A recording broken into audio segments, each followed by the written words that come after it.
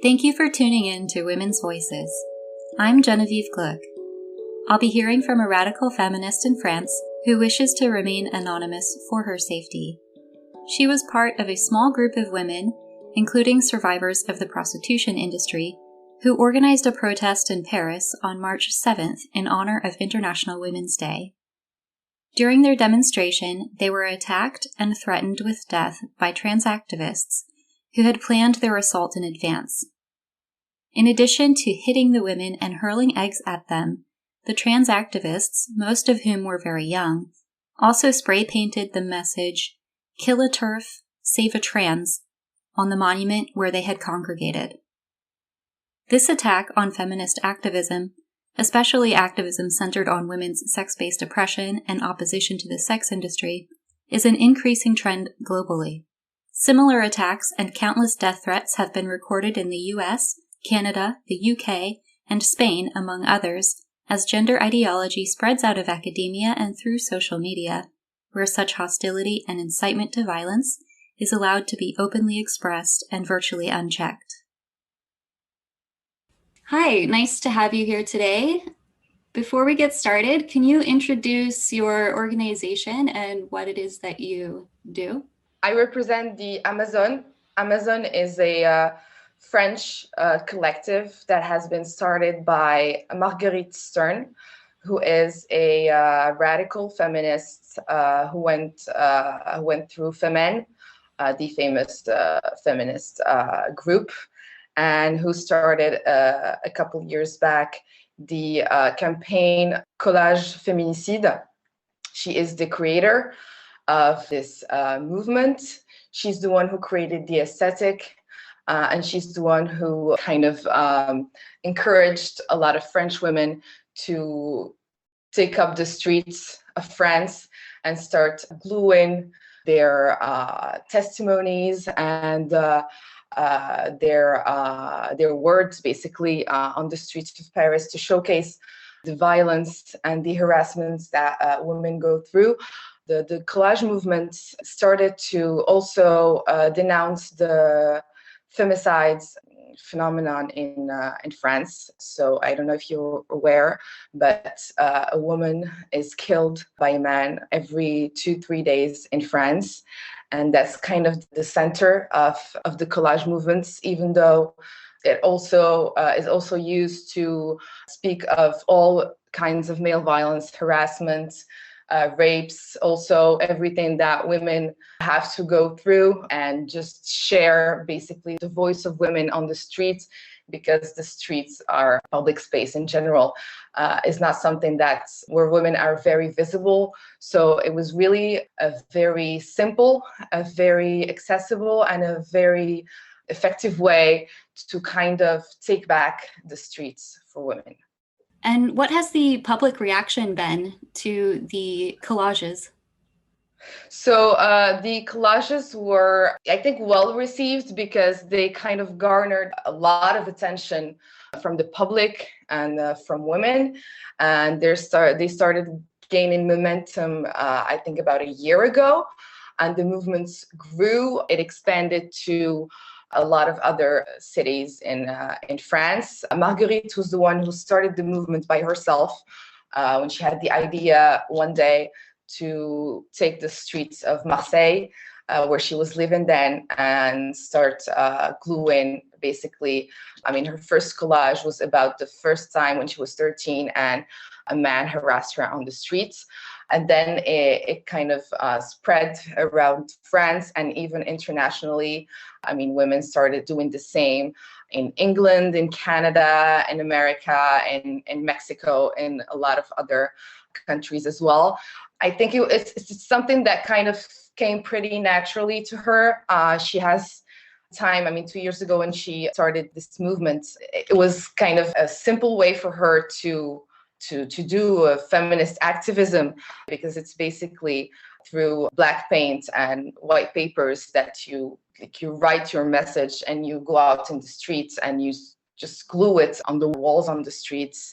So yeah, I think it was something that just started from the mind of a woman who has been an activist for years and who really spoke to women who have been maybe feminists or not even feminists, and they just saw this as a very simple way to express their anger, to basically say what they want to say, what they've been prevented from saying, and just literally glue their words on the streets and have everyone see them when they just walking down the streets. So tell me a little bit about what happened the other day for International Women's Day. I saw that there were some queer activists disrupting an event. Is that right? Yes, so it was on March the 7th. There was a protest that was organized by French feminist organizations for International Women's Day. We worked along CAP. CAP is a collective for the abolition of pornography and prostitution. It's chaired and composed of survivors of the sex trade. And I mean, they're our friends and our sisters, and they wanted to convey abolition messages on International Women's Day, and we joined them for that. So basically what happened is that the protest was taking place at Place de la République, which is a very symbolic place in Paris. It's where a lot of the feminist protests take place. So we went there with them. I mean, I just want to say on the record, they're the ones who organized the action. They did all the work with creating the banners, creating the whole aesthetic around this action. So we went there, we went to Place de la République. We went to the statue at the center of Place de la République.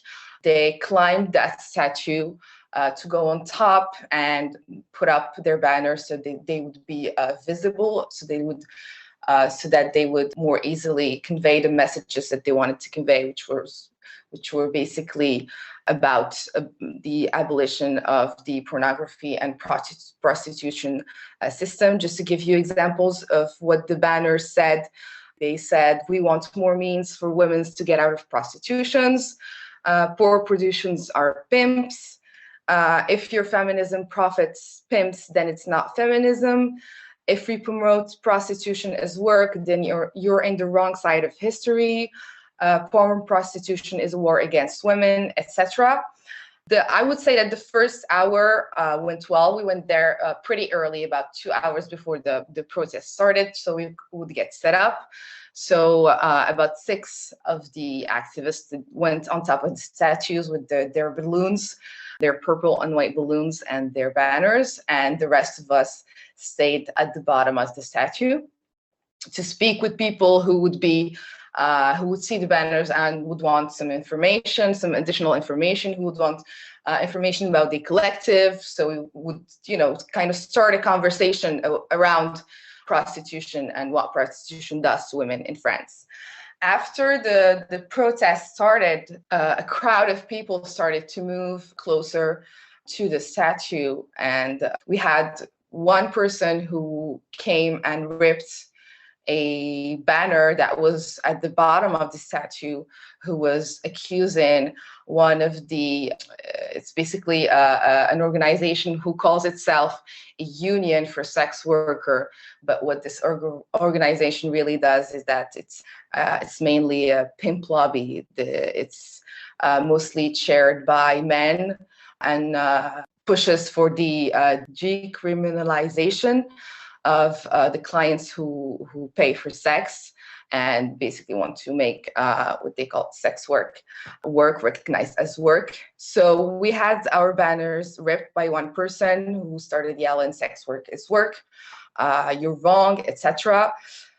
We managed to push that person away, and that's when we kind of started to say amongst ourselves that maybe that person was going to call other people to where we were at the statue, and that we needed to make sure that no one manages to climb on top of the statue and maybe attack the women who were at the top with their banners. So we kind of started forming a barricade. I mean, there were not even 10 of us at the bottom of the statue, so we're not a big group. And then when the crowd started forming near the statue, we started hearing insults hurled at us. So they started saying, "My body, my choice, and shut the fuck up." There were about 100 people chanting that. They were yelling swerves and "No feminism without whores." These are, I mean, slogans that we hear a lot on social media and on feminist protests. So just to give you a little bit of history on how things got to this point. So I don't know if you're aware of the history of prostitution in France, or rather the recent history of prostitution in France, is that in 2016, a law was passed to criminalize the act of buying sex. So in France, prostitutes are not, I mean, they're not punished. It's not a criminal act to sell sex. I'm going to be using the same vocabulary as sex work defenders, just so what I say is understandable. But yes, so the women who are in prostitution are not criminalized for selling sex, but the clients who buy sex are criminalized. I mean, we're not talking about prison sentences. We're merely talking about a fine. So ever since this law was passed in 2016, the sex work organizations have been growing in rage and frustrations, and have been accusing the state and the government and the abolitionists, so all the feminists that have been campaigning for this law to be passed, of killing prostitutes, of contributing to the climate of fear and danger for prostitutes, because for them, if men have a harder time accessing sex, then it's making the women in prostitution face even more danger. So this kind of rhetoric, this kind of swerve rhetoric, this kind of no feminism without whores rhetoric started about, I would say, 2 years ago in feminist protests, where abolitionist feminists started getting attacked in these protests. First occurrence I remember, maybe there were some before that, but the first one I can remember happened about a year and a half ago, for the 25th of November. So the 25th of November is also a feminist date where feminist protests are organized, because it's a date that symbolically in France represents the date where women stop getting paid because of the wage gap between men and women. So every year for the last 3-4 years, there have been feminist protests on that date. And a year and a half ago, on the 25th of November 2019, one prostitution survivor who was at the protest, who was holding an abolitionist banner, was attacked by other activists and ended up in the hospital because she was wounded. And ever since then, there have been attacks at feminist protests against feminist abolitionists. So if we go back to what happened 2 days ago, so they moved closer to the statue. They started yelling all their slogans, and then we see them taking eggs and throwing them at us. Basically, they came prepared. We kind of expected a level, I wouldn't say of violence, maybe we expected insults. We didn't expect the level of violence that was demonstrated that day. What we realize now is that they came prepared. They have been organizing a kind of action about a week ago on social media, saying, be aware, there are going to be transphobic feminists, swerves, TERFs at the protests. If you see them, kick them out. If you see them, make them feel that they're not welcome in our process. So they have been organizing that, and they came prepared. They threw eggs at us. I mean, at first, I mean, things went by very fast. We just started seeing the eggs thrown at us. They attacked us, some of us, including me. We took hits. They hit us. and they tried, they tried to force their passage so that they could climb the statue. And I mean, at that moment, we really, our focus was to make sure that no one manages to climb the statue, because the ones who were at the top were the most vulnerable. And seeing the violence that they were demonstrating, we were really afraid that something bad would happen if they managed to get on top, and our sister would get thrown out of the statue, and we would end up with a tragedy. What we managed to make out is that the main group who instigated this attack, they called themselves anti-fascist against they're pro-trans, anti-fascist against Islamophobia group. So they were holding a banner and they were yelling Paris, Antifa, and things like that. So when they started attacking us, they were throwing eggs. We started yelling back, male violence MRAs. We wanted to show them, we're not a violent group at all.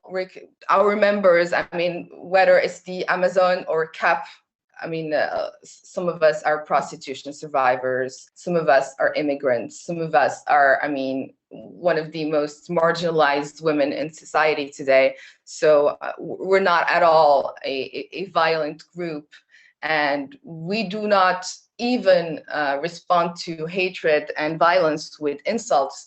So what we started yelling back was male violence and MRAs, because we wanted to show them that the violence that they were demonstrating towards us was the same one that women take from men's rights activists, that what they were doing was literally male violence, even though there were a lot of women in their ranks.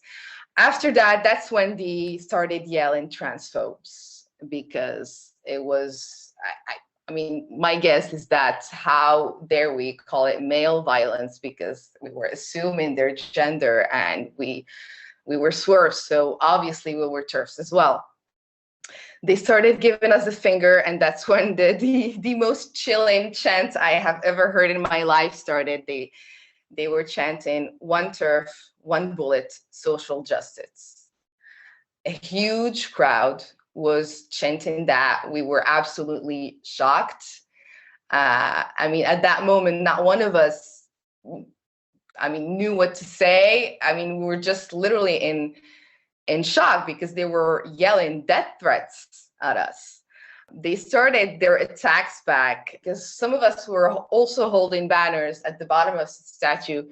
So they attacked us. They ripped our banners. They burst the balloons. Again, the objective for us was to really protect the base of the statue, so no one would climb at the top. And that's when they came with their spray paint. They tried to spray paint us in the face, and then they started spray painting the bottom of the statue, and they painted "Save a trans person, kill a TERF." And we were just literally standing right next to them. At that moment, it was, I don't even know how to express even like today, 2 days after, I still can't stomach the violence of what we went through. It's the images. At night, I still have a hard time sleeping at night. I still have the images going through my head. We are literally traumatized by what they said to us, but what they did. The ones who were at the top, who were watching as the events, they took a few eggs, obviously. They didn't take the hits, because we kept them from climbing the statue, but they took eggs, and there were prostitution survivors at the top of the statues. A lot of them started literally sobbing. It was an absolute disgrace that prostitution survivors had to go through that. It just literally baffles the mind. We tried to speak with them. Myself, at a point, I went to one person and I tried to explain. I was like, do you see the women who are at the top of the statue? Some of them are prostitution survivors. You're yelling, listen to prostitutes. Well, I mean, they don't yell listen to prostitutes. They yell listen to whores. But I mean, whore is an insult. But anyway, I think like they're concerned. They're the ones who went through this. I mean, and they're here today to say what they stand for. I mean, they went through this hell that is prostitution, and they want to abolish it. I mean, how can you not respect their words? And they started saying no, but they insult us because whore is a job. It's not an insult. But I mean, they're the ones who are concerned. How can you keep a woman who went through something as traumatic as that from saying her truth? I mean, it is unbelievable. And we have this hypocrisy. I think it's everywhere around the world. But I mean, we see it here in France. Is that there's a huge hypocrisy when a woman who went through prostitution dies, because I mean, the reality is that a lot of them die from male violence. And when that happens, I mean, everyone expresses their support, everyone acts shocked, this should not be happening, etc., etc. We emphasize the story of this woman who died, and when some of them have the courage, the bravery to survive something like that, we keep them from speaking. And to me, it's just, there's nothing more violent than that. They're repressing women who are the first one concerned with these issues, and they're keeping them from like just expressing. I mean, even if you're for prostitution, you consider prostitution to be sex work. I mean, good for you. Just the ones that they do not agree with you deserve to have their voices heard, especially the ones who went through that and who are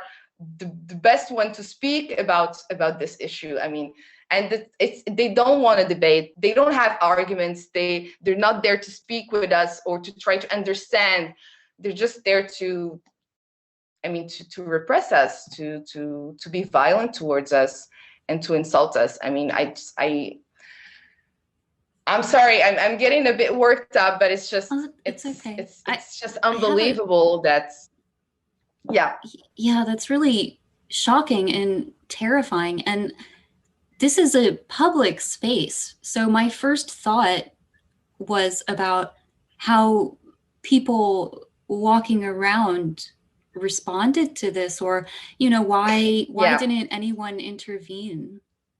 So we've had some women who came to us, some women who were in the crowd, were in the middle of the other ones who were insulting us and attacking us, etc. And some of them came to us, and they were shocked, and they came to understand who we were and to try to understand what was happening. And they asked us, so what is the collective? What do you do? What do you support? I mean, even though obviously the banners were very clear, we don't hate women in prostitution. We hate the system that rapes and kills them. But they were shocked because, I mean, the confrontation was very real. You could see two sides being on on both ends of the debate around prostitution, and they didn't understand the violence that was going through. So they came and because they needed more information, and we explained to them what we were supporting, that we wanted the abolition of prostitution, and we gave them the reasons, obvious reasons. And what they told us is that when they were part of the crowd with the group who was attacking us, what they were saying to the other ones who just were trying to understand why they were violent towards us. So basically what they told them, that we're a collective who hates prostituted women and who think that they deserve to be raped and killed.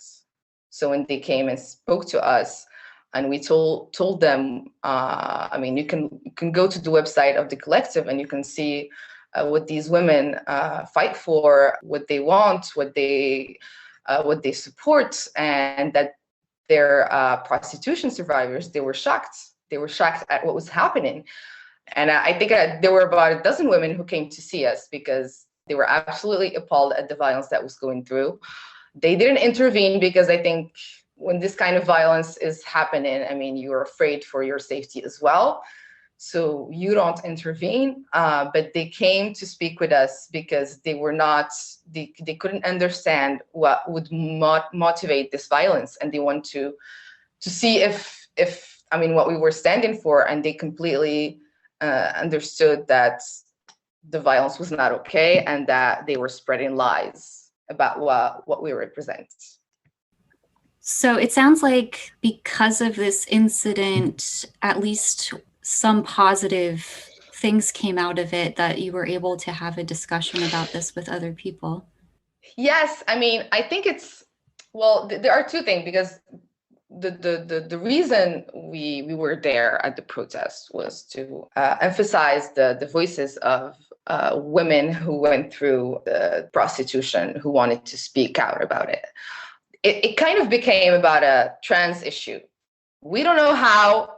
There was nothing that we were saying that was hinting at that. Our ban only spoke of pornography and prostitution. We ended up being called TERFs and transphobics, etc. And it kind of veered toward this direction. And I think it's very telling because, I mean, feminists who oppose prostitution almost automatically get called TERFs. Because, I mean, we know that TERF it became an insult because it's only used in that context. And it's used to silence women. So they don't have arguments. They can't say anything against what we were supporting that day. What was written on our banners was just common sense. And the only way to justify the attack and to silence us is to say that we're TERFs because we're also swerves in their minds. And that kind of... Sorry.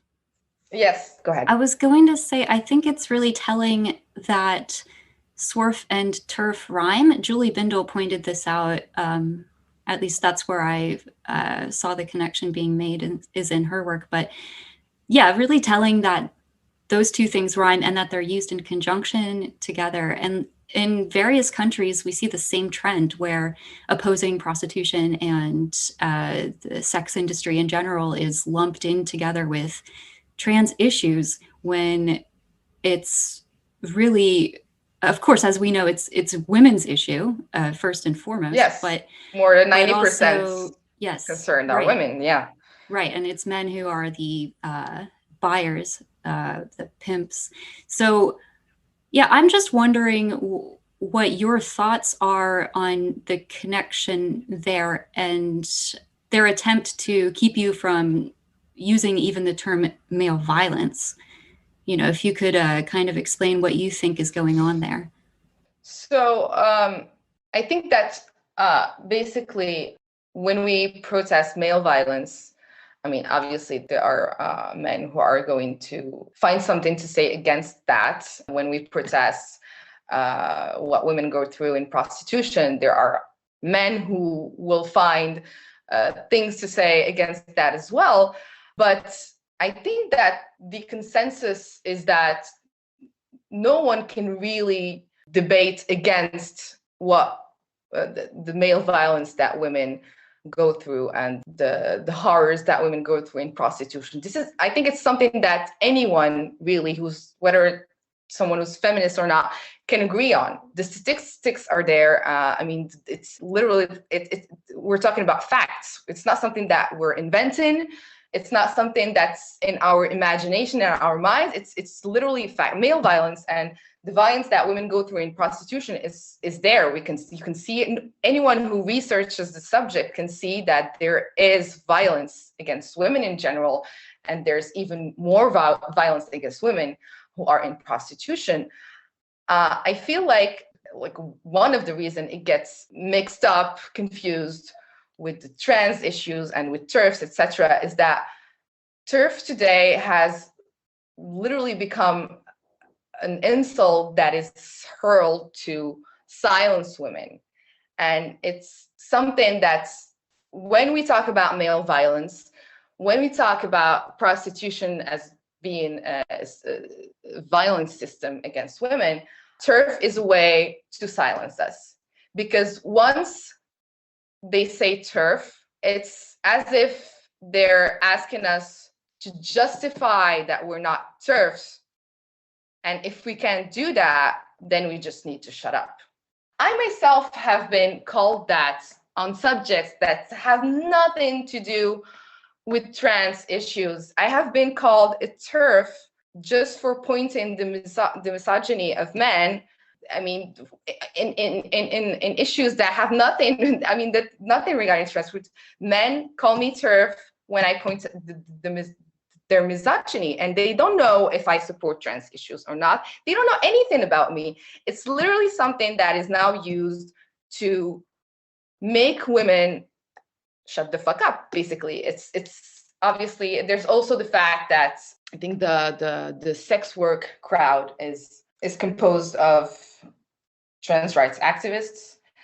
It's something that I don't know how much they make up of the people in prostitution. We know that the big majority of people in prostitution are women, but this is something that they kind of took over. And I was talking earlier about the organization who call themselves sex worker unions. Here in France, most of them are composed of men and trans women. It's a reality. They kind of took over this industry, and it's just, for them, they really equate it. If you're against prostitution, you're almost automatically a TERF. I mean, most of the time, they don't even need to know who we are, what we defend, what we support. They don't care. They don't know that within CAP, so the Collective for the Abolition of Pornography and Prostitution, some of the women suffer from gender dysphoria. Some of the women are handicapped. A lot of the women are prostitution survivors. We are concerned with a lot of the issues that they think they defend, but they don't want to hear us just because we don't support the same things they support. Yeah, and the phrase that they use, trans women are women, it sounds really similar to sex work is work. It's sex, yes, exactly. When you break it down, what it really means is men are women or whatever, and men are oppressed, and rape is a job or something like that. You know, the slogans are so similar, and this happens, I saw this happening in New York as well, where the decriminalization organization for a full decriminalization, so total legalization of sex trafficking, basically, was being run by a trans woman. And this is going on in a lot of different countries around the world. I'm not familiar with each example, but yeah, I wondered, you know, first of all, the organization that attacked you, what is their goal anyway? Because, as you said, France implemented the Nordic model law in 2016. So what is it that they're trying to accomplish? They consider, when it comes to prostitution, they consider prostitution to be work. And anything that says otherwise is an attack on women in prostitution. That's how they see it. On people, it's prostitution, because we can't even say women in prostitution because it's not inclusive. Yeah, for them, it's they want the full decriminalization of trafficking. They turn things around because the group who attacked us call themselves anti-fascists, right? I mean, they're the one who were violent against us. So how anti-fascist is that? They literally equate us with alt-right, movements, with anti-feminists, because to them, we oppose women's choices. They don't understand, obviously, that radical feminism it's a movement, it's feminism that analyzes things at the roots and wants to abolish all patriarchal institutions and not just put a bit of pink glitter on it and call it choice. I mean, their whole rhetoric centers around choice. There's no critical analysis of what makes women choose certain things. And it's basically, if you do not agree with that, or if you even try to debate, why is it that women end up in prostitution? Why is it that women need to go through this kind of violence just to be able to eat, just to be able to survive? They don't want to hear that. They don't care. To them, it's my body, my choice. That's what they started yelling. The first thing they started yelling is, my body, my choice, shut the fuck up. And I mean, my body, my choice is something that all feminists can agree on, but that doesn't take away from the fact that choice needs to be critically analyzed, that we cannot just wake up one day after millennia of patriarchal oppression and just say that, okay, right now we're going to just respect anything a woman chooses to do, and that's going to be a feminist choice. That's not how it works. I mean, patriarchy has existed for thousands of years. And I mean, our brains have been wired to please men in this society. We need to criticize why we think the way we think, why we push women to contribute to a system that destroys them. And it's all of that, that's not something that they care about. They basically, the three issues that divide the feminist communities in France are prostitution, trans rights, and Islamophobia / like the hijab, the veil for women. It's a highly political issue as well.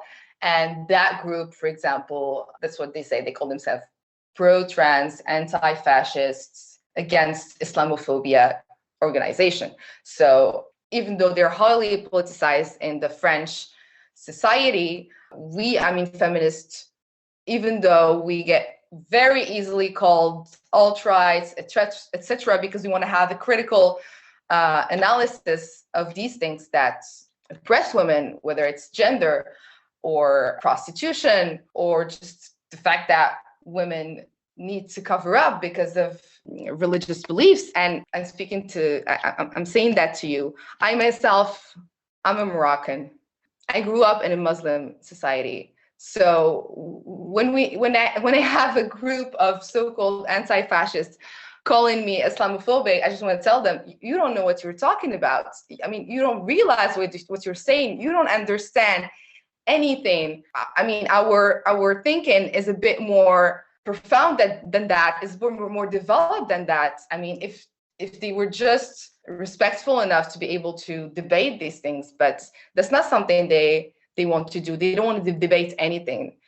If you criticize any of these three things, you're automatically labeled Islamophobic, racist, transphobic, swerve.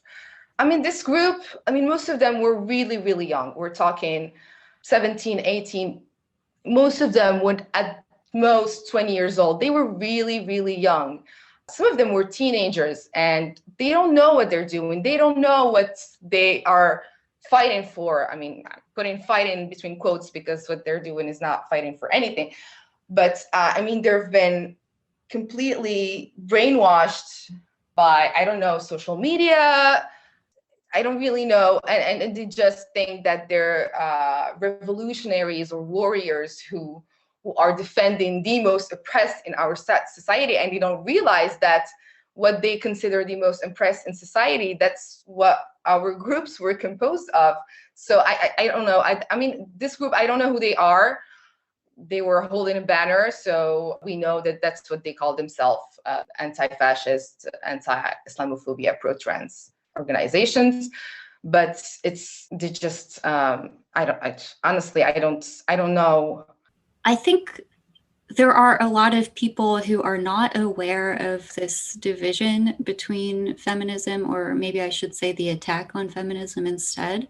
I feel like people are just starting to become more aware of it now in terms of the transgender laws that are being passed. Mm-hmm. But for that reason, I'm always curious about the reaction from people who are sort of clueless about this or not involved in it. And also, I want to ask you about that reaction, but also the media coverage. For example, you said that there were previous attacks.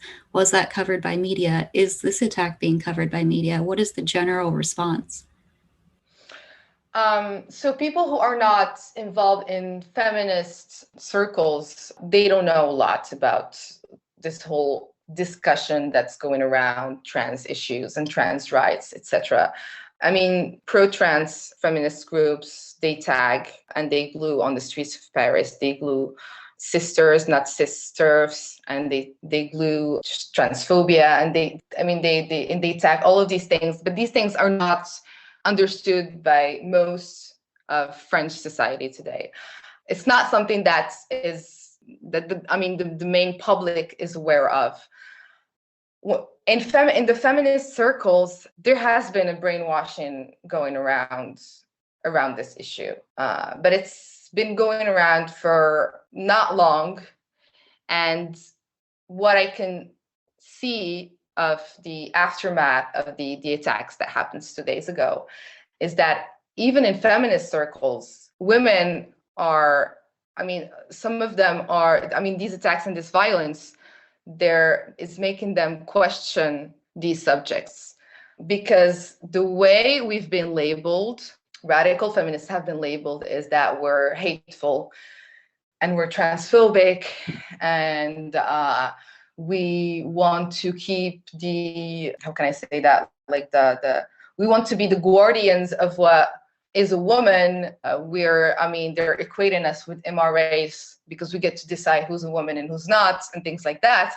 But the violence that was demonstrated just, I think, kind of opened the eyes. Maybe not opened the eyes, but at least made a lot of women in feminist circles go, this is not okay. What is going on?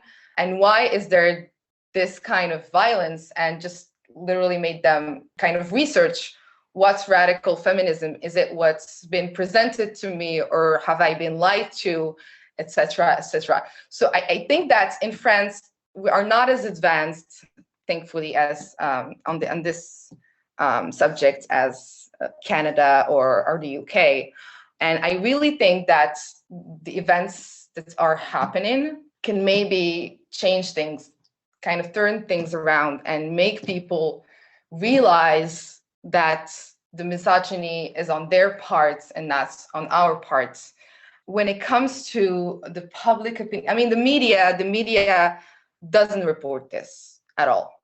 So when it comes to trans issues, liberal media only speaks of it the way I imagine liberal media speaks of this issue as well in Canada and in the UK.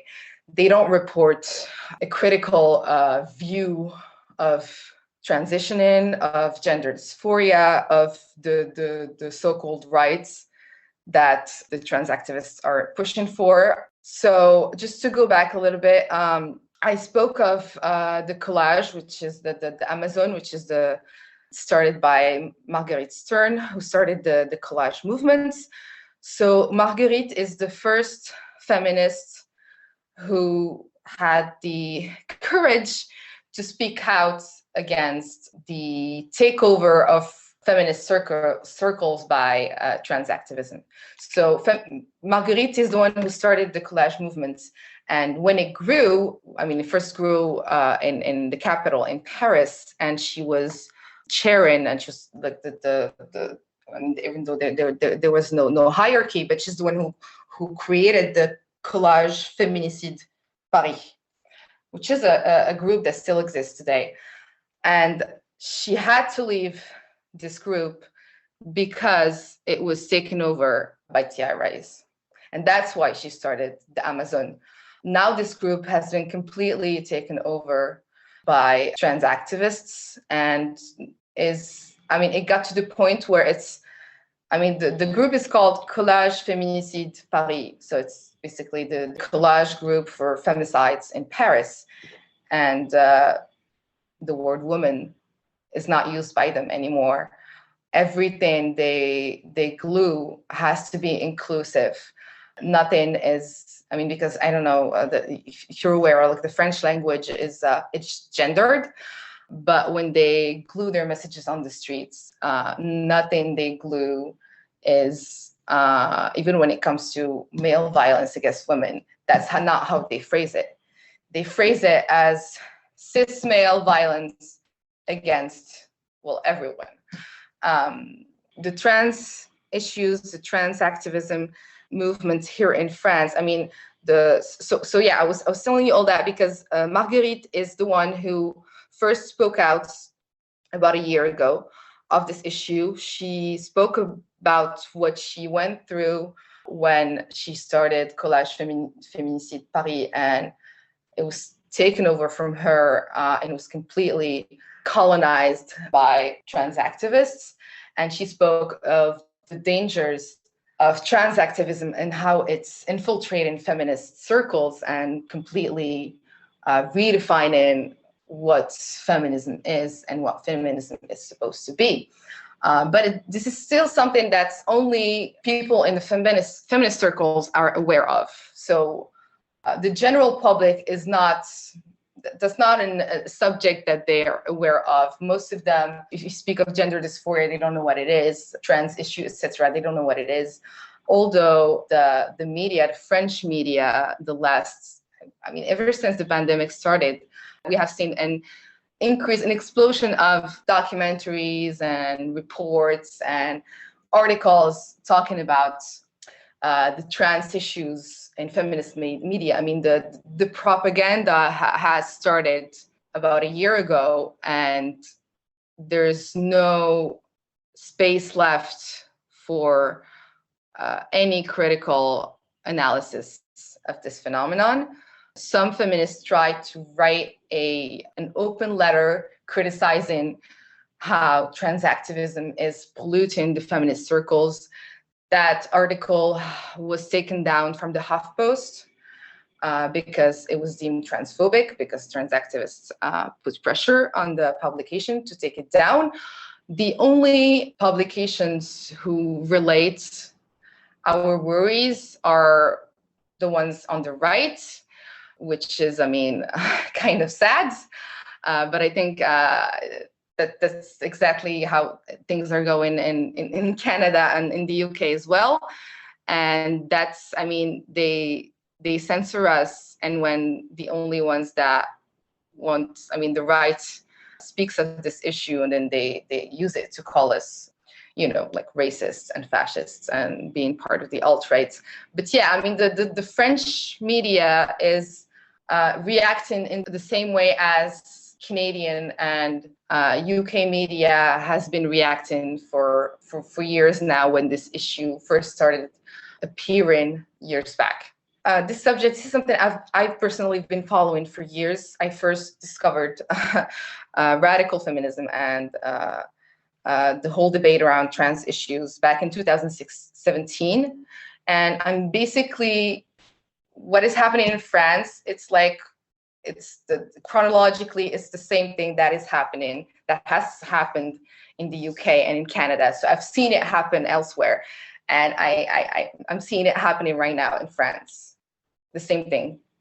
I think it's interesting that when you look at the spread of this ideology, you can sort of see it almost on a map spreading outward from the West, especially from the US. I don't think that is a coincidence. No. There's been a lot of discussion about the origins of where this came from and so on. We generally kind of place it within academia and capitalism in general. But you said you got into this issue around 2016, right? Yeah, 2017. 2017, sorry. Okay. So I think if people became more aware of this issue, as awareness is growing now, it seems to me that what feminists are saying makes a lot of sense, that, you know, we can back up these things, as you said before, about prostitution with facts and research in detail. What the opposition seems to have on their side only is, you know, slander, lies, and so on. And so I feel that they are trying to prevent people from hearing women speak, as you already mentioned. So for that reason, I want to ask you, what kind of a message would you give to people who are just learning about this now, and especially maybe to younger women who are becoming more aware of the problems? I think the main thing I would say is just research it, just read both sides of these issues. If I'm speaking to French women, to French feminists, go see what has happened in other countries, listen to both sides as well. I mean, I just want people to form their own opinion. I'm really, really sick of this censoring that's been going around, and this how we are keeping people from developing their critical thinking, and how I mean, I say we, that's not what we're doing. That's what they're doing. But yeah, the consensus is that listen to what I'm saying. What I'm saying is the right thing. You need to believe it. You need to say it back, and don't try to research or think otherwise. And it is so dangerous. I mean, it doesn't only apply to feminism. I think it applies to all social subjects. And it's just something that, I mean, that has been, I think, emphasized with social media, where people come across a subject that they haven't been aware of on social media, and they are kept from, well, I mean, they're not really kept. I mean, anyone is free to go research a specific subject, but they don't bother to do it. They just read it on social media. They read what the overwhelming party is saying, they believe it, and it stops there. And I just want to say, just research it. Go read for yourself. Read the publication from opposing parties. Research things well, and form your own opinion. I think it's just baffling to me how this younger generation is getting completely brainwashed on social media, and they are not open to debate. They are not open to discussion, and they consider any opposing argument hate, and that's just not okay. And I mean, what we're witnessing, we who are in feminist circles, is that women will change their minds once they've been attacked, when they're part of a feminist organization or feminist circle, because they're not inclusive enough in the way they speak, or because they do not speak on the really important subjects, or other things like that, or because their experience is dismissed, because, yeah, well, you know, just because you've been oppressed in prostitution doesn't mean that that's what's happening to women. It's all about choice and things like that. And I just don't want women to realize things after they've been attacked, after they've been traumatized. I want them to research for themselves. Don't just follow accounts on social media and just read their words and think they're gospel. Just go research things for yourself. Listen to both parties and form your own opinion.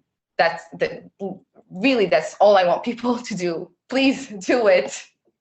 Great, thank you so much. And how can listeners support your organization and what women are doing in France? So I urge women who want to maybe learn more about what we do to follow us on our accounts. So we're L'Amazon. Spells just like Amazon in English. And also, please go follow and go support the brave women from CAP, CAPP, which is the collective for the abolition of pornography and prostitution, because they really need your supports. Just go speak to them, go show them some love. They're always attacked. They're censored from social media, and they're muzzled, really, and just they really need support. I mean, they're composed of prostitution survivors, and they are seeing the most hate imaginable that a survivor can see, and they really need to know that women are supportive towards other women, and that they can spread their ideas and what they support without getting hate in return. Just go follow them on Instagram, on Twitter, and things like that. Thank you so much for talking with me today, and thank you for your courage and for standing up against this and for speaking out for women. Thank you so much for taking the time. Thanks again for tuning in. If you want to show support for women opposing the sex industry in France, you can follow Marguerite Stern on Twitter, or also you can find L'Amazon on Twitter at L_Amazon_. That's Amazon with an E. As for myself, I'm at Women Read Women, and please do subscribe wherever you listen to podcasts for more of these types of updates in the future.